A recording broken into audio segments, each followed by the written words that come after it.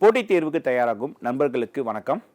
இன்றைக்கி நம்ம கிளாஸில் பார்க்க போகிற டாபிக் என்னென்னா, இதுக்கு முன்னாடி போன கிளாஸில் 2025க்கான அக்ரி பட்ஜெட் நம்ம ஸ்டார்ட் பண்ணியிருப்போம். அந்த டாபிக் நம்ம மேக்ஸிமம் முடிச்சிட்டோம். கொஞ்சம் பெண்டிங்ஸ் இருக்குது. அதுதான் இன்றைக்கி நம்ம ஃபுல்லாக பார்க்க போகிறோம். இந்த வருஷம் நீங்கள் எழுத போகிற குரூப் 1, குரூப் 2, குரூப் 4 இந்த 3 எக்ஸாமில் பட்ஜெட்டை ஃபோக்கஸ் பண்ணி கண்டிப்பாக கொஷின் கேட்பாங்க. நீங்கள் படிக்க வேண்டியது தமிழ்நாட்டில் ஃபினான்ஸும் அக்ரியும், அது மாதிரி இந்தியா லெவலில் பார்த்தீங்கன்னா பிப்ரவரி 1 தாக்கல் பண்ண அந்த ஃபினான்ஸ் பட்ஜெட் இது மூணுமே படிச்சிங்கன்னா கண்டிப்பாக இதை வச்சு நீங்கள் எக்ஸாமில் கேட்குற கொஷின் அடிக்க முடியும். சரிங்களா?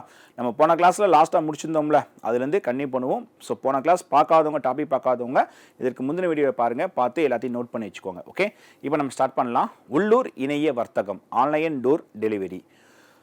உழவர் சந்தை காய்கறிகளை நுகர்வோர் வீட்டிற்கு எடுத்து சென்று வழங்கினர். இந்த உழவர் சந்தையை யார் கொண்டு வந்தார்னா கலைஞர் கருணாநிதி அவர்கள். அப்போ இந்த உழவர் சந்தையில் இருக்கிற காய்கறிகளை கஸ்டமருடைய வீட்டுக்கு டைரெக்டாக கொண்டு போய் என்ன பண்ணுறாங்க, கொடுத்துட்டு வராங்க. இதுக்கு முன்னாடி நம்ம போய் வாங்கிட்டு வருவோம். அப்போ இப்போ என்ன பண்ணுறாங்க, இதன் மூலம் வீடுகளுக்கே டைரெக்டாக கொண்டு போய் என்ன பண்ணுறாங்க, கொடுக்குறாங்க. சரிங்களா? இதற்கு நம்ம ஒரு சில எக்ஸாம்பிள் தமிழ்நாட்டோட ஸ்கீமே சொல்லலாம். ஃபார் எக்ஸாம்பிள், இல்லம் தேடி கல்வி. கொரோனா வந்தப்போ தன்னார்வலர்கள் மாணவர்களுக்கு வீடு தேடி சென்று என்ன பண்ணாங்க, கல்வி கொடுத்தாங்க. சரிங்களா? இதே மாதிரி மக்களை தேடி மருத்துவம், இது கிட்டத்தட்ட 2 கோடி பயனாளிகள் வரைக்கும் பார்த்தீங்கன்னா இதன் மூலமாக பயனடைஞ்சிருக்காங்க. இது ஒரு பெரிய சக்ஸஸ். ஓகேவா? அப்போ மக்களை தேடி மருத்துவம் மூலமாக என்ன பண்ணுறாங்க, இந்த டயாலிசிஸ் பண்ணுறவங்க, இதுக்கப்புறம் பார்த்தீங்கன்னா இந்த சுகர் பேஷண்ட், இவங்களுக்கெல்லாம் என்ன பண்ணுறாங்க, வீடு தேடி சென்று அந்த மருத்துவ பெட்டகம் இது என்ன பண்ணுறாங்க, வழங்குறாங்க. இது மூலமாக நிறைய பேர் பயனடைகிறாங்க. ஓகேவா? இந்த மாதிரி நிறைய ஸ்கீம்ஸ் நம்ம சொல்லலாம். அதே மாதிரி தான் இதுவும் டைரெக்டாக வீடு தேடி சென்று என்ன பண்ணுறாங்க, காய்கறிகள் இது ஃபுல்லாக கொடுக்குறாங்க. நெக்ஸ்ட் ஒன், தமிழ்நாட்டில் அதிக வரத்துள்ள 50 உழவர் சந்தைகளில் கூடுதல் வசதிகள் ஏற்படுத்துதல்.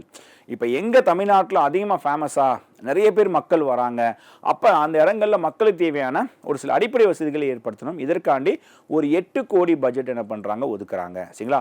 பொதுவாகவே உழவர் சந்தையை பற்றி படிங்க. சரிங்களா?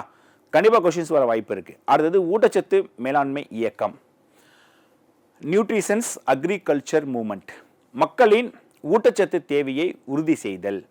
இதுக்கப்புறம் விவசாயிகளின் வருமானத்தை உயர்த்திடுதல். அதாவது இந்த ஊட்டச்சத்து தொடர்பாக நான் உங்களுக்கு போன கிளாஸோடு சொல்லியிருப்பேன், சிறுதானியங்கள் இதெல்லாம் விவசாயம் பண்ணுறாங்க, இதன் மூலமாக இவங்களுக்கான வருமானம் அதிகரிக்க செய்யணும். இது மெயினாக சொல்கிறாங்க. இதற்காண்டி பட்ஜெட் பாருங்கள், 125 கோடி. அடுத்தது இந்த ஊட்டச்சத்து இதை வச்சு தமிழ்நாட்டில் ஒரு திட்டமே இருக்குது, ஊட்டச்சத்தை உறுதி செய் திட்டம். இது 6 வயதிற்குட்பட்ட பள்ளி மாணவிகள் இதில் பயனாளிகள். வெர்ஷன் 1 இருக்குது, வெர்ஷன் 2 இருக்குது. இது ஒரு பெரிய சக்ஸஸ். அதே மாதிரி இந்த புரோட்டீன் இதை வச்சு மத்திய அரசோட திட்டம் போசன் அபியான் ஸ்கீம். அப்போ இதுவும் முக்கியம், எக்ஸாமில் கொஷின் கேட்டிருக்காங்க. இது 8 மார்ச் 2018 கொண்டு வந்திருப்பாங்க. ஓகே, நெக்ஸ்ட் ஒன், கலைஞரின் அனைத்து கிராம ஒருங்கிணைந்த வேளாண் வளர்ச்சி திட்டம். இது முக்கியமான டாபிக். இது நிறைய கொஷின்ஸ் எக்ஸாமில் கேட்டிருக்காங்க. மொத்தம் 10,187 கிராம ஊராட்சிகளில் செயல்படுத்தப்பட்டு 46,000 ஏக்கர் தரிசு நிலங்கள் பயன்பாட்டிற்கு கொண்டு வரப்பட்டுள்ளன. இந்த ஸ்கீம் மூலமாக எவ்வளோ நிலங்கள் நாங்கள் மீட்டு எடுத்திருக்கோம், இது மெயினாக சொல்கிறாங்க. அப்போ இதற்காண்டி நிதி ரூபீஸ் 787 கோடி ஒதுக்கியிருக்காங்க. இதன் மூலம் 50.71 லட்சம் விவசாயிகள் பயனடைகிறாங்க. அப்போ இது ஃபுல்லாமே இந்த பட்ஜெட்டில் சொன்னது. அப்போ கலைஞரோட அனைத்து கிராம ஒருங்கிணைந்த வேளாண் வளர்ச்சி திட்டம் தமிழ்நாட்டில் எப்போ கொண்டு வராங்க, 23 மே 2022 எங்கே வச்சு இந்த ஸ்கீமை துவங்கி வைக்கிறாருன்னா சிஎம், தமிழ்நாட்டில் சென்னையில் தலைமைச் செயலகம். ஓகே, 1997 கிராம பஞ்சாயத்துகளில், அதாவது 1997 கிராம பஞ்சாயத்துகளில் உள்ள 9 லட்சம் விவசாயிகள் பயனடையும் வகையில் இத்திட்டம் தொடங்கப்பட்டது. ஃபஸ்ட்டு எவ்வளோ கிராம பஞ்சாயத்து சொல்கிறாங்க, 1997 மொத்தம். சரிங்களா? இதில் இருக்கிற 9 லட்சம் விவசாயிகள் பயனடையணும். இதை வச்சு கலைஞரோட அனைத்து கிராம ஒருங்கிணைந்த வேளாண் வளர்ச்சி திட்டம் கொண்டு வராங்க. அவ்வளோதான். நெக்ஸ்ட் ஒன், முதலமைச்சரின் மண்ணுயிர் காத்து மண்ணுயிர் காப்பும் திட்டம். இதெல்லாம் தனி கொஸ்டினாவே உங்களுக்கு கேட்பாங்க. மண் வளத்தை பாதுகாக்கிறதுக்காகவே இந்த ஸ்கீம். இப்போ இந்த பட்ஜெட்டில் இதற்காக 142 கோடி பட்ஜெட் என்ன பண்ணுறாங்க, ஒதுக்குறாங்க. ஓகேவா? அப்போ இந்த ஸ்கீம் எப்போ ஸ்டார்ட் பண்ணாங்க, மண்ணுயிர் காத்து மண்ணுயிர் காப்போம் திட்டம், அதுதான் MKMK. ஸ்டார்ட் பண்ணது 12 ஜூன் 2024. இதன் மூலம் என்ன பண்ணுறாங்கன்னா பசுந்தாள் உர விதைகளை விவசாயிகளுக்கு விநியோகம் செய்தல். சரிங்களா? அதாவது இந்த உரம் இயற்கை முறையில் செடிகள் இந்த மாதிரி இருக்கும்ல, இதை வந்து அரசு என்ன பண்ணுறாங்க, கொடுக்குறாங்க. இந்த சக்கப்போடுன்னு சொல்லுவாங்க. இது வந்து என்ன பண்ணுவாங்க, இப்போ வந்து ஒரு தென்னை நம்ம விவசாயம் பண்ணுறோம்னா அதில் என்ன பண்ணுவாங்க, ஊடால வந்து இந்த சக்கப்போடு விதையை வந்து தூவி விட்டு இது பெருசாக வந்ததுக்கப்புறம் டிராக்டர் வச்சு என்ன பண்ணுவாங்க, ஃபுல்லாக உழுதுருவாங்க. அப்போ இந்த செடி வந்து மண்ணுக்குள்ளே போகிறப்ப இது ஒரு உரம். சரிங்களா? அப்போ பசுந்தாள் உர விதைகளை விவசாயிகளுக்கு விநியோகம் செய்தல். அப்போ மொத்தம் 4000 மெட்ரிக் டன் சொல்கிறாங்க. ஓகே, அடுத்தது இதற்காண்டி எவ்வளோ பட்ஜெட் ஒதுக்குறாங்க, 20 கோடி.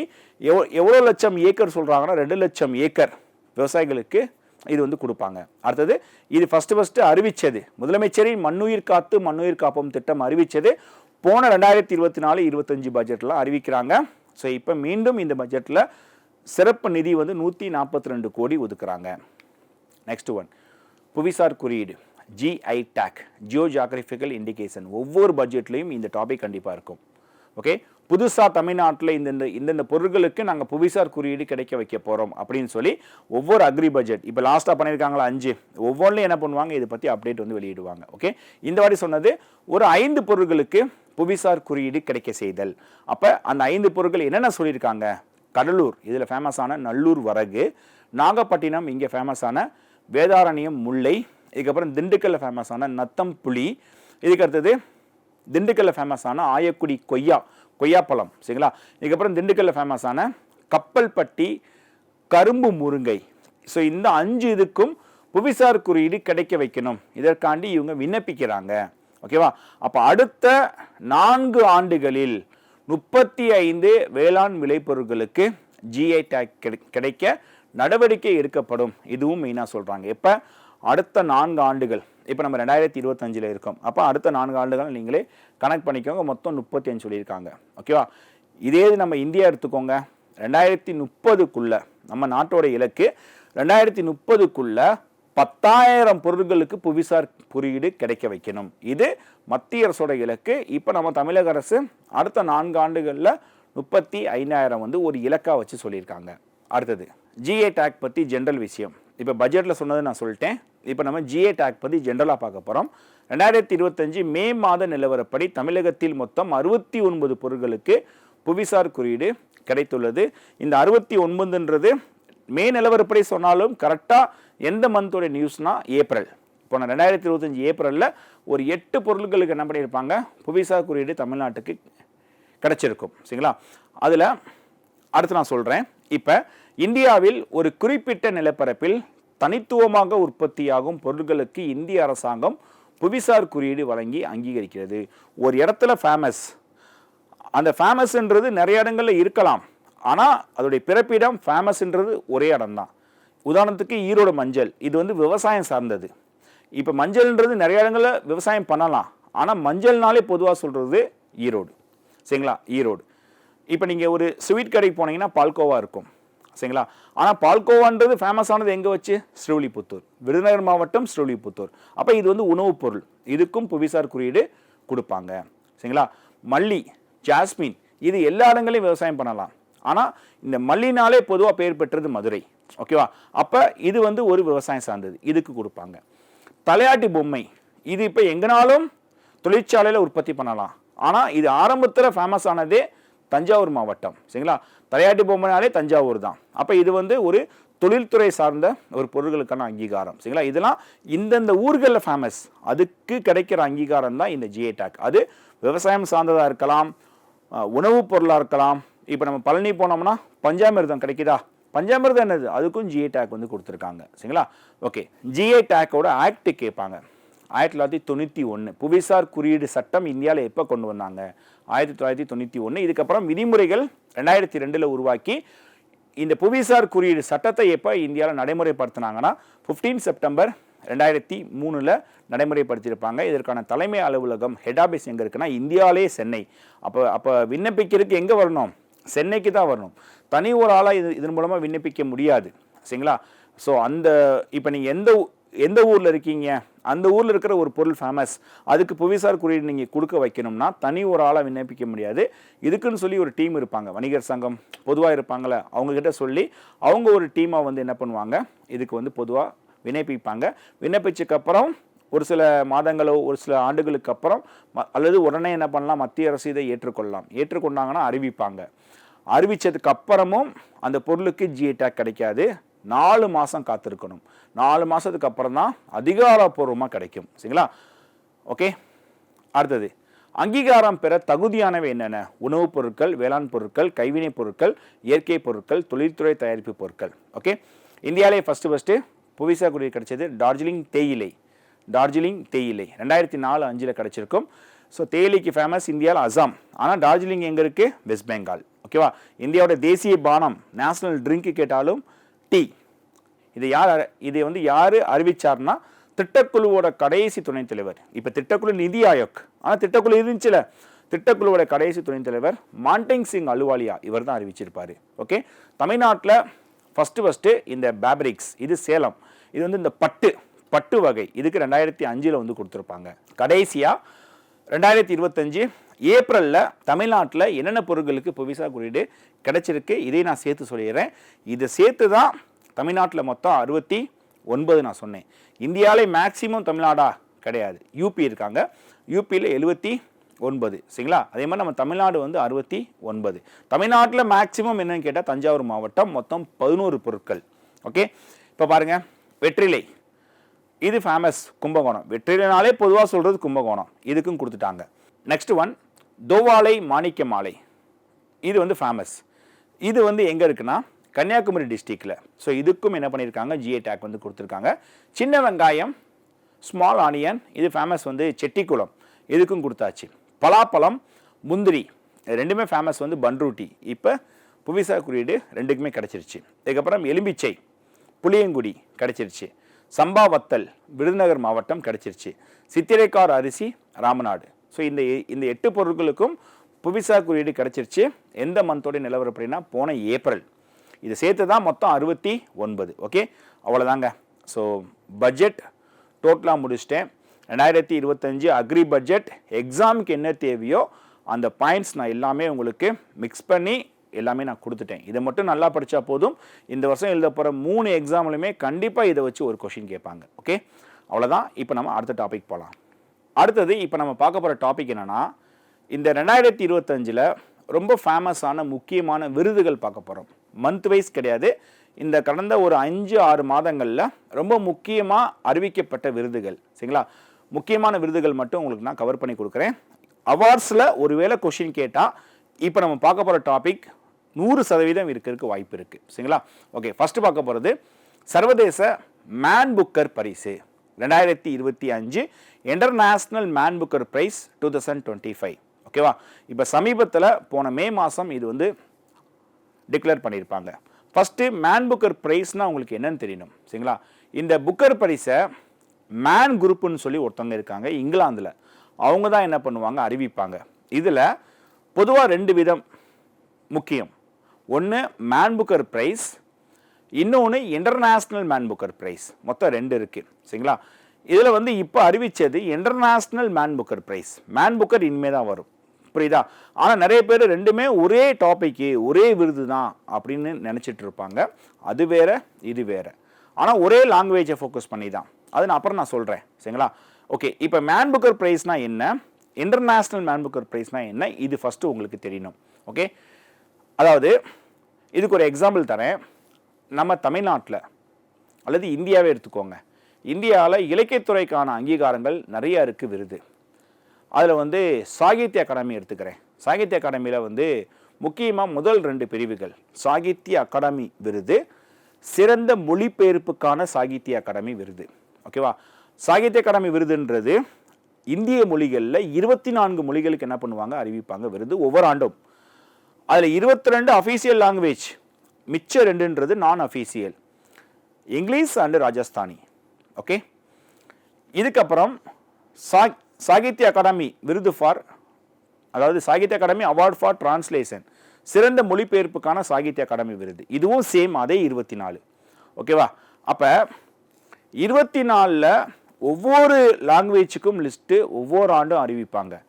நம்ம படிக்க வேண்டியது தமிழ் பிரிவுக்கு யார் வாங்கியிருக்கா, இது மட்டும் பார்த்தா போதும். அப்போ 24ல் தமிழ்ன்றது கண்டிப்பாக இருக்கும். இந்த சாகித்ய அகாடமி விருது 1954 உருவாக்கி 55லேருந்து கொடுக்க ஆரம்பித்தாங்க. 55லேருந்து போன 2024 வரைக்கும் யாராவது ஒருத்தவங்களுக்கு கொடுத்துக்கிட்டே தான் இருப்பாங்க. ஓகேவா? அப்போ ஒருத்தர் தமிழ் பிரிவுக்கு வாங்குறாரு டைரக்டா அப்படின்னா இது எந்த லிஸ்ட்டில் ஆட் பண்ணுவாங்கன்னா சாகித்ய அகாடமி விருது 2024. ஸோ இன்றைக்கி நம்ம அந்த டாபிக் பார்க்க தான் போகிறோம், அடுத்தடுத்து வரும். சரிங்களா? அப்போ வெங்கடாச்சலபதினு சொல்லி ஒருத்தர் போன 2024 திருநெல்வேலியும் தமிழ் எழுச்சியும் 1908 இந்த வரலாற்று நாவலுக்கு இவர் வாங்கியிருப்பார். அப்போ இது தமிழ் பிரிவில் வாங்கியிருக்காரா? அப்போ சாகித்ய அகாடமி விருது இந்த லிஸ்ட்டில் ஆட் பண்ணிடுவாங்க. ஓகேவா? இதே மாதிரி சிறந்த மொழிபெயர்ப்பு நான் உங்களுக்கு சொன்னேன் பார்த்தீங்களா, சிறந்த மொழிபெயர்ப்பு இது வேற ஒரு மொழியில் எழுதப்பட்ட புக்கை தமிழில் என்ன பண்ணுவாங்க, மொழிபெயர்ப்பாங்க. சரிங்களா? இப்போ ஃபார் எக்ஸாம்பிள் நம்ம ஏதாவது ஒரு லாங்குவேஜ் எடுத்துக்கோங்க. இப்போ மலையாளத்தில் யாராவது ஒருத்தவங்க புக் எழுதியிருக்காங்கன்னா அந்த புக்கு வந்து பெஸ்ட்டாக இருக்குது, அந்த புக்கு வந்து நம்ம தமிழில் யாராவது ஒருத்தங்க என்ன பண்ணுவாங்க, டிரான்ஸ்லேட் பண்ணுவாங்க, மொழிபெயர்ப்பாங்க. அப்போ அவங்களுக்கு கிடைக்கிற அங்கீகாரம், சப்போஸ் பெஸ்ட்டாக பண்ணியிருக்காங்க, நல்லா இருக்குன்னா சிறந்த மொழிபெயர்ப்புக்கான தமிழ் பிரிவில் இவங்களுக்கு இந்த விருது கிடைக்கும். அப்போ டிரான்ஸ்லேட்னா மொழிபெயர்ப்பு எதில் வந்துடும், சிறந்த மொழிபெயர்ப்புக்கான சாகித்ய அகாடமி. டைரெக்டாக தமிழ் லாங்குவேஜ்லேயே ஒருத்தவங்க வாங்குறாங்கன்னா எந்த இதில் சேர்த்துருவாங்க, சாகித்ய அகாடமி விருதில் சேர்த்துருவாங்க. இது உங்களுக்கு புரியுதா? இதே மாதிரி தான் Man Booker Prize, International Man Booker Prize, இது ரெண்டுமே ஃபஸ்ட்டு என்ன லாங்குவேஜுக்கான அங்கீகாரம்னா இங்கிலீஷ். ஆங்கில நாவலுக்கு வழங்கக்கூடிய உலகின் மிக உயரிய விருது எதுன்னு கேட்டால் மேன் புக்கர். அப்போ டைரக்ட் இங்கிலீஷில் புக் எழுதுனாங்கன்னா எந்த கேட்டகரியில் ஆட் பண்ணுவாங்கன்னா மேன் புக்கர் ப்ரைஸில் ஆட் பண்ணுவாங்க. வேற அரபு நாட்டில் இருக்கிற அரபு மொழியோ அல்லது ஒரு பிரான்ஸில் பேசுகிற ஒரு மொழியோ, வேறு எந்தெந்த நாடுகள், இப்போ சீனாவில் மேண்ட்ரின் இருக்கா, இந்த மாதிரி உலக நாடுகளில் ரொம்ப முக்கியமான மொழிகள், இந்த மொழிகளில் யாராவது ஒருத்தவங்க புக் எழுதுகிறாங்கன்னா, இப்போ அரபு மொழியில் ஒருத்தர் புக் எழுதியிருக்காரு, அப்போ அரபு மொழிக்கு மேன் புக்கர் ப்ரைஸ் இருக்கான்னு கேட்டால் சத்தியமாக கிடையாது. ஏன்னா மேன் புக்கர் ப்ரைஸ் எதுக்கு மட்டும்தான், இங்கிலீஷ்க்கு மட்டும்தான். அப்போ அரபு மொழியில் ஒருத்தர் புக் எழுதியிருப்பார்ல, அந்த புக்கை என்ன பண்ணணும், இன்னொருத்தவங்க அதை டிரான்ஸ்லேட் பண்ணணும். அப்படி டிரான்ஸ்லேட் பண்ணுறவங்க எதில் பண்ணுவார், இங்கிலீஷில் தான் பண்ணணும். அப்படி யார் பெஸ்ட்டாக பண்ணுறாங்களோ அவங்களுக்கு கிடைக்கிற அங்கீகாரம் தான் இந்த விருது. அப்போ டிரான்ஸ்லேட் பண்ணுறாங்களே, இது எந்த லிஸ்ட்டில் ஆட் பண்ணுவாங்கன்னா இன்டர்நேஷ்னல். சரிங்களா? International Man Booker Prize. அப்போ இன்டர்நேஷ்னல் மேன் புக்கர் ப்ரைஸ் இந்த டாபிக் நீங்கள் பார்த்தாலே, அப்போ இது இன்னொருத்தர் இன்னொரு மொழியில் எழுதின புக்கை யாராவது ஒருத்தங்க என்ன பண்ணியிருப்பாங்க, இதை இங்கிலீஷில் டிரான்ஸ்லேட் பண்ணி கொடுத்துருப்பாங்க. ஸோ இதை வச்சு இவங்களுக்கு இந்த விருது கொடுப்பாங்க. இது உங்களுக்கு தெரியணும். சரிங்களா? இப்போ மேன் புக்கர்னா டைரக்ட் இங்கிலீஷ், இன்டர்நேஷ்னல் மேன் புக்கர்னா என்ன பண்ணுறாங்க, இது டிரான்ஸ்லேட் பண்ணுறாங்க. இதை ஃபஸ்ட்டு தெரிஞ்சுக்கோங்க. இதுதான் ரெண்டு விருதுக்கான வித்தியாசம். நான் தெளிவாக சொல்லிட்டேன். இப்போ நம்ம 2025க்கான அப்டேட் பார்க்கலாமா? சர்வதேச மேன் புக்கர் பரிசு 2025. ஸோ யாருக்கு இந்த விருது கொடுத்துருக்காங்கன்னா ஃபஸ்ட்டு நல்லா தெரிஞ்சுக்கோங்க. பானு முஸ்தாக் என்பவர் சர்வதேச மேன் புக்கர் பரிசை வென்றார். இந்த வாட்டி இந்த டாப்பிக்லேருந்து கொஷின்ஸ் வரக்கு வாய்ப்பு ரொம்ப ரொம்ப அதிகம். சரிங்களா? ஏன்னா இன்டர்நேஷ்னல் மேன் புக்கர் ப்ரைஸ்ன்றது நமக்கு கிடைக்காமலே இருந்துச்சு ரொம்ப வருஷமாக. இப்போ தான் சமீபத்தில் நமக்கு 2 விருது பார்த்தீங்கன்னா கடந்த 4 ஆண்டுகளில் 2 விருது நமக்கு கிடச்சிருக்கு. அதில் இப்போ சமீபத்தில் இந்த 2025ஆம் ஆண்டிற்கான இன்டர்நேஷ்னல் மேன் புக்கர் ப்ரைஸை வாங்கினது ஒரு இந்தியர், அது ஒரு பெண். ஓகேவா? கன்ஃபார்மாக கொஷின் வரக்கு வாய்ப்பு ரொம்ப ரொம்ப அதிகம். சரிங்களா? அப்போ யார்? பானு முஸ்தாக். இவங்க இந்தியாவில் எந்த ஸ்டேட்னா கர்நாடகா. அப்போ இவங்க என்ன மொழி எழுத்தாளர்? கன்னட மொழி எழுத்தாளர். சரிங்களா? கன்னட மொழி எழுத்தாளர். அப்போ இவங்களுடைய புக்கு பார்த்தீங்கன்னா Heart Lamp, HEART, Heart Lamp. தமிழில் இதய விளக்குன்னு சொல்லுவாங்க பொதுவாக, இதய விளக்கு. சரிங்களா? இதய விளக்கு. ஸோ இந்த பேரில் இவர் புக் எழுதியிருக்காரு. சரிங்களா? அப்போ பானு முஸ்தாக் இவங்களுடைய படைப்பு ஹார்ட் லாம்ப். இது என்ன மொழியில் இருக்குது? கன்னட மொழியில் இருக்குது. கன்னட மொழிக்கு புக்கர் ப்ரைஸ் உண்டா? கிடையாது. என்ன மொழி தான் இருக்கணும்? இங்கிலீஷ் தான் இருக்கணும். அப்போ இந்த பானு முஸ்தாக் என்ன பண்ணுறாங்க, இவங்களுடைய படைப்பை டிரான்ஸ்லேட் பண்ணுறதுக்காக இன்னொருத்தவங்க கிட்ட கொடுக்குறாங்க. சரிங்களா? அப்படி இந்த புக்கை டிரான்ஸ்லேட் பண்ணது யாருன்னா தீபா பஸ்தி. தீபா பஸ்தி இவங்களும் நம்ம இந்தியாவை சேர்ந்தவங்க, ஸ்டேட் கர்நாடகா. சரிங்களா? அப்படி தீபா பஸ்தி இவங்க டிரான்ஸ்லேட் பண்ணுறாங்களே, டிரான்ஸ்லேட் பண்ண புக்குக்கும் என்ன பேர் வைக்கிறாங்கன்னா அதே ஹார்ட் லாம்ப். ஒருவேளை அந்த புக்கோட தலைப்பு இங்கிலீஷில் இருக்குன்னா அதே பேர் என்ன பண்ணுவாங்க, வச்சுருவாங்க. அந்த மாதிரி தான் தீபா பஸ்தி என்ன பேர் வைக்கிறாங்க, ஹார்ட் லாம்ப் அதே பேர் வைக்கிறாங்க. அதே மாதிரி இந்த மாதிரி இந்த விருதுக்காக இந்தியாவோட ரைட்டர்ஸ் நிறைய பேர் டிரான்ஸ்லேட் பண்ணி கொடுத்துருப்பாங்க.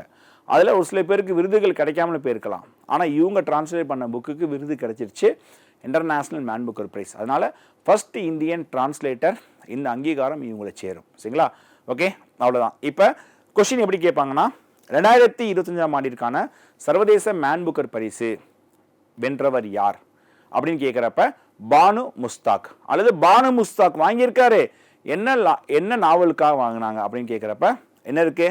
Hot lamp. சரிங்களா? ஹாட் லாம்ப் இதுக்கு இவர் வாங்கியிருக்காரு. இப்போ 2 பேர் சொல்லியிருக்கேன், ஒரே புக்கு தான் சொல்லியிருக்கேன். சரிங்களா? 2 பேர்னா ஒருத்தவங்க ஒரிஜினல் பானு முஸ்தாக் வந்து பார்த்தீங்கன்னா கன்னட மொழியில் எழுதுறாங்க. இதை டிரான்ஸ்லேட் பண்ணுற யாருன்னு கேட்டால் தீபா பஸ்தி. அப்போ டிரான்ஸ்லேட் பண்ணுற தீபா பஸ்தி அதே தலைப்பை அப்படியே வச்சுருப்பாங்க. இப்போ நான் உங்களுக்கு இன்னொன்று தர்றப்போ உங்களுக்கு இன்னும் நல்லா தெளிவாக புரியும். சரிங்களா? இதே அப்டேட்டு இதுக்கு முன்னாடி 2022, இந்த 2022 இதுக்கப்புறம் 23, 24 இந்த விருது அறிவிச்சாங்க. ஆனால் இந்தியர்கள் யாரும் வாங்கலை. அதனால நம்ம படிக்க வேண்டிய அவசியம் கிடையாது. சரிங்களா? இந்த 2 தான் நமக்கு முக்கியம். ஏன்னா வாங்கினது இந்தியர்கள், அது 2 பேருமே பெண்கள். நமக்கு முதல் விருது கிடைச்சது 2022. யார் வாங்கி கொடுத்தாங்கன்னா கீதாஞ்சலி ஸ்ரீ, இந்தியாவில் யூபியை சேர்ந்தவங்க. சரிங்களா? சர்வதேச மேன் புக்கர் பரிசை வென்ற முதல் இந்தியர் அல்லது முதல் இந்திய பெண் யாருன்னு கேட்டால் கீதாஞ்சலி ஸ்ரீ. இவங்கள தான் நம்ம என்ன பண்ணணும், ஆன்சர் நம்ம பண்ணணும். அப்போ இவங்க என்ன புக்கு எழுதுறாங்கன்னா நாவல் ரெட் சமாதி. ரெட் சமாதி இது வந்து 2018 ஹிந்தி மொழியில் என்ன பண்ணுறாங்க, எழுதுறாங்க ரெட் சமாதி. அப்போ ஹிந்தி மொழிக்கு புக்கர் பிரைஸ் இருக்கான்னு கேட்டால் கிடையாது. சரிங்களா? அப்போ என்ன பண்ணோம், இதை டிரான்ஸ்லேட் பண்ணுமா? அப்படி டிரான்ஸ்லேட் பண்ணி கொடுத்தது யாருன்னு கேட்டால் டெய்சி ராக்வெல். இவர் வந்து அமெரிக்காவை சேர்ந்தவர். சரிங்களா? Daisy Rockwell. இவங்க என்ன பண்ணுறாங்க, டிரான்ஸ்லேட் வந்து பண்ணி கொடுக்குறாங்க. டிரான்ஸ்லேட் பண்ணவங்க இந்த புக்குக்கு என்ன பேர் வைக்கிறாங்க? ஏன்னா கீதாஞ்சலி ஸ்ரீயோட புக்கோட பேர் வந்து ரெட் சமாதி. இந்த புக்கோட தலைப்பு ஹிந்தியில் இருக்குது, ஹிந்திக்கு கிடையாது. ஆனால் ஹிந்தியோட தலைப்பை இங்கிலீஷ்க்கு மாற்றணும். அப்படி அவங்க மாற்றினது தான் டாம்ப் ஆஃப் ஷாண்ட். சரிங்களா? டாம்ப் ஆஃப் ஷாண்ட் இந்த பேரில் என்ன பண்ணியிருப்பாங்க, இதை வந்து மாற்றியிருப்பாங்க. ஓகே, அப்போ அங்கீகாரன்றது யாருக்கு சேரும்? டெய்சி ராக்வேலா, கீதாஞ்சலியா அப்படின்னு பார்க்குறப்ப அங்கீகாரம் யாருக்கு கிடைக்கும்? கீதாஞ்சலி ஸ்ரீக்கு தான் கிடைக்கும். ஏன்னா இவங்க தானே ஒரிஜினல். இவங்க தான் ஹிந்தியில் எழுதின புக்கை இன்னொருத்தவங்க கேட்டு கொடுத்து டிரான்ஸ்லேட் பண்ண சொல்கிறாங்க. ஓகேவா? அப்போ அங்கீகாரன்றது கீதாஞ்சலி ஸ்ரீ. புக்குன்னு வர்றப்ப நம்ம போனதில் பார்த்தப்ப ஒரே தலைப்பு தான் இருந்துச்சு. இந்த இதில் பாருங்கள் ரெட் சமாதி இருக்குது, ஆனால் இது ஹிந்தியில் இருக்குது. அப்போ இதை வந்து என்ன பண்ணணும், இங்கிலீஷ்க்கு மாற்றணும். அப்படி இங்கிலீஷ்க்காக மாற்றி கொடுத்தவர் யாருன்னா டெய்சி ராக்வெல். என்ன பேரில் மாற்றிருக்காருன்னா டாம்ப் ஆஃப் ஷாண்ட். ஓகேவா? அப்போ எந்த புக்கை ஆட் பண்ணுவாங்க அப்படின்னா லாஸ்ட் இருக்கா டாம்ப் ஆஃப் ஷாண்ட், இதை தான் ஆட் பண்ணுவாங்க. ஏன்னா ரெட் சமாதி ஹிந்தியில் இருக்குது. ஓகேவா? அப்போ 2022 பேர் கேட்டால் கீதாஞ்சலி ஸ்ரீ, இவங்களுடைய படைப்பு கேட்குறப்ப டாம்ப் ஆஃப் ஷாண்ட். ஓகே, அவ்வளோதான்ப்பா. நல்லா படிச்சுக்கோங்க, இதுக்குள்ளே கொஷின் கேட்பாங்க. இதே மேன் புக்கர் ப்ரைஸ் நீங்கள் எடுத்துக்கிட்டிங்கன்னா நமக்கு மொத்தம் 5 விருது கிடச்சிருக்கும். இன்டர்நேஷ்னல் மேன் புக்கர் ப்ரைஸ் இப்போ நம்ம பார்த்த 2 தான். அப்போ யார் கடைசியாக மேன் புக்கர் ப்ரைஸ் நமக்கு வாங்கி கொடுத்தாங்கன்னா Aravind Adiga 2008 The White Tiger இந்த புக்குக்காக இவர் வாங்கி கொடுத்துருப்பாரு. எப்போவுமே இந்த டாபிக் வந்து அவார்ட்ஸ்லேயும் கொஷின் கேட்பாங்க அல்லது புக்ஸ் அண்ட் ஆத்தர்ஸ்லேயும் கொஷின் கேட்பாங்க. சரிங்களா? அதனால 2 விதமாக நீங்கள் படித்து வச்சுக்கணும். சரிங்களா? ஃபார் எக்ஸாம்பிள் ஹாட் லாம் இந்த புக்கை வந்து யார் எழுதுனா கொஷின் வந்து கேட்கலாம். ஆன்சர் பார்த்தீங்கன்னா பானு முஸ்தாக். ஓகேவா? அதனால் புக்ஸ் அண்ட் ஆத்தர்ஸாகவும் கேட்கலாம், அவார்ட்ஸாகவும் கேட்கலாம், படிச்சுக்கோங்க. நெக்ஸ்ட் ஒன், ஞானபீட விருது 2025 ரொம்ப முக்கியமான டாபிக். இது குரு 4ல் கொஸ்டினாகவே கேட்டிருக்காங்க. எத்தனாவது விருதுனா 59. இது 2025 அறிவித்தாலும் எந்த ஆண்டுக்கான விருதுனா 2024. எழுத்தாளர் வினோத்குமார் சுக்லா என்பவர் தேர்வு. சரிங்களா? அப்போ 2025க்கான ஞானபீட விருது யாருக்கு அறிவிச்சாங்கன்னா வினோத்குமார் சுக்லா. இவர் எந்த ஸ்டேட்னா சத்தீஸ்கர். எந்த நாளில் அறிவிக்கிறாங்கன்னா 22 மார்ச் 2025. என்ன ரைட்டர்னா ஹிந்தி ரைட்டர். ஓகேவா? சத்தீஸ்கர் மாநிலத்திலேருந்து யாருமே ஞானபீட விருது வாங்கினது கிடையாது. ஃபர்ஸ்ட் டைம் வாங்கினது இவர் தான். ஓகேவா? அதே மாதிரி ஹிந்திக்கு இவர் 12வது நபர். ஓகே, இதே மாதிரி 2024 யார் யார் வாங்கியிருக்காங்க இதையும் சேர்த்து படித்து வச்சுக்கோங்க. 2024 58வது லிஸ்ட்டு மொத்தம் 2 பேருக்கு அறிவிக்கிறாங்க. ஒருத்தர் ஜகத்குரு ராம் பத்ராச்சாரியா, இவர் வந்து சான்ஸ்கிரிட்டுக்கு வாங்குறாரு. இன்னொருத்தவங்க குல்சர், இவர் உருதுக்கு வாங்குறாங்க. சரிங்களா? ஓகே, இப்போ நான் உங்களுக்கு 2025 கொடுத்துட்டேன், 24 கொடுத்துட்டேன், படிச்சுக்கோங்க. 25 கேட்டால் வினோத்குமார் சுக்லா, 24 கேட்டால் 2 பேர், எப்பயாவது தான் 2 பேருக்கு கொடுப்பாங்க, இல்லைனா மேக்ஸிமம் ஒருத்தவங்க. சரிங்களா? 2 பேர் யார்? ஜகத்குரு ராம் பத்ராச்சாரியா, இன்னொருத்தவங்க குல்சர். இப்போ நம்ம ஞானபீட விருதுனா என்ன சொல்லி பார்க்க போகிறோம், இந்த விருதோட வரலாறு பற்றி பார்க்க போகிறோம். சரிங்களா? இந்திய நாட்டின் மிக உயர்ந்த இலக்கிய பரிசு. இந்தியாவில் இலக்கியத்துறைக்காக நிறைய விருதுகள் இருக்குது. அதில் நம்பர் 1 என்ன கேட்டால் இந்த ஞானபீட விருது தான். சரிங்களா? ஓகே, இதை யார் வழங்குறாங்கன்னா பாரதிய ஞான்பீட், பாரதிய ஞானபீடம், இவங்க தான் வழங்குறாங்க. இந்தியாவிலே நம்பர் 1 இது தான். ஓகேவா? அப்போ இந்த விருது பார்த்தீங்கன்னா அவுட்ஸ்டாண்டிங் கான்ட்ரிபியூஷன் டுவர்ட்ஸ் லிட்ரேச்சர், அதாவது ஒரு சிறந்த படைப்பாளிக்கான அங்கீகாரமாக நம்ம என்ன பண்ணலாம், இந்த விருதை எடுத்துக்கலாம். சரிங்களா? ஸோ வாழ்நாள் ஃபுல்லாக ஒரு சிறந்த இலக்கியவாதி இருப்பாங்க, அந்த மாதிரி நபர்களுக்கான அங்கீகாரமாக எடுத்துக்கலாம். மொத்தம் இந்த விருது எத்தனை மொழிகளுக்கு கொடுக்குறாங்கன்னா 22 மொழிகள். இந்த 22 மொழிகள் இது வந்து 8வது அட்டவணையில் இருக்கிற அஃபிஷியல் லாங்குவேஜ். இதில் ஒன்று மட்டும் நான் அஃபிஷியல் இங்கிலீஷ் வந்து ஆட் பண்ணியிருப்பாங்க. சரிங்களா? ஓகே. இந்த விருது அறிமுகப்படுத்தினது பாரதிய ஞானபீடம் 1961 அறிமுகப்படுத்தி முதல் விருது 1965 கொடுத்துருப்பாங்க. சரிங்களா? அப்போ 61 அறிமுகப்படுத்துகிறாங்க, 65 முதல் விருது கொடுக்குறாங்க. 65 வாங்கினது ஃபஸ்ட்டு யார் அப்படின்னு கேட்டால் சங்கரா குரூப். இது கேட்டிருக்காங்க டிஎன்பிசியில். ஓகேவா? இவங்க எங்கே இருக்காங்கன்னா கேரளாவில் இருக்காங்க. இதுக்கப்புறம் முதல் பெண் யாருன்னு கேட்டால் ஆசா பூர்ணதேவி. இவங்க 1976 பெங்காலி மொழிக்கு இவங்க வாங்கியிருப்பாங்க. முதல் நபர் கேட்டால் சங்கரா குரூப், முதல் பெண் யாருன்னு கேட்டால் ஆசா பூர்ணதேவி. நெக்ஸ்ட் ஒன், இந்த விருதுக்கான ப்ரைஸ் பார்த்தீங்கன்னா மொத்தம் 11 லட்சம். இதோட சேர்த்து வாக்தேவி சிலையும் சான்றிதழும் சேர்த்து கொடுக்குறாங்க. அதே மாதிரி இந்த விருதோடைய ஸ்டோரி பார்க்குறப்ப ஆரம்பத்தில் முதல் விருது கொடுத்தாங்க 1965, அதுலேருந்து 1982 வரைக்கும் இந்த விருது எப்படி கொடுத்தாங்கன்னா புத்தகத்தின் அடிப்படையில் கொடுத்தாங்க. யாராவது ஒருத்தவங்க புக் எழுதியிருப்பாங்களே, இந்த புக்கை வச்சு இந்த விருது, அந்த மாதிரி தான் என்ன பண்ணி கொடுத்துருக்காங்க. இதே மாதிரி தான் சாகித்ய அகாடமி விருது 1955லேருந்து இப்போ வரைக்கும் என்னது புக்கை வச்சு தான். சரிங்களா? அப்போ இந்த விருது பார்த்தீங்கன்னா 1965லேருந்து 82 வரைக்கும் புக்கை வச்சு கொடுத்துருக்காங்க. 82க்கு அப்புறம் இந்த விருதை சிறந்த படைப்பாளிக்கான அங்கீகாரமாக மாற்றுறாங்க. அப்போ சிறந்த படைப்பாளினா ஒரு ஆண்டில் நிறைய புக்ஸ் எழுதியிருப்பாங்களே, ஸோ இதெல்லாம் வச்சு ஒரு நபர் என்ன பண்ணுறாங்க, தேர்வு பண்ணுறாங்க. மேக்ஸிமம் வருஷத்துக்கு 1 அல்லது 2 பேருக்கு என்ன பண்ணுவாங்க, விருது கொடுப்பாங்க. அப்போ 82 வரைக்கும் புக்கை வச்சு 83லேருந்து இப்போ வரைக்கும் சிறந்த படைப்பாளிக்கான அங்கீகாரமாக மாற்றுறாங்க. ஓகே. அப்போ கடைசியாக ஞானபீட விருது தமிழ் பிரிவுக்கு மொத்தம் எத்தனை பேர் வாங்கியிருக்காங்க அப்படின்னு கேட்டால் 2 பேர் தான். ஒன்று அகிலன், இன்னொன்று ஜெயகாந்தன். அகிலன் 1975, ஜெயகாந்தன் 2002. நான் உங்களுக்கு இந்த இயர் சொன்னேன் பார்த்தீங்களா, 82க்கு அப்புறம் புக்கை வச்சு.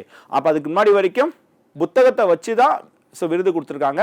82லேருந்து நிப்பாட்டி 83லேருந்து ஒரு சிறந்த படைப்பாளிக்கான அங்கீகாரம் மாற்றுறாங்களே, அதில் பாருங்கள் அகிலன் புக்கு வச்சு தானே வாங்கியிருப்பாரு. என்ன புக்கு? சித்திரப்பாவை. ஜெயகாந்தன் 2002ன்றது ஒரு சிறந்த படைப்பாளி. சரிங்களா? அவ்வளோதான். ஞானபீட விருதை பொறுத்த வரைக்கும் நான் ஃபுல்லாக கொடுத்துட்டேன்.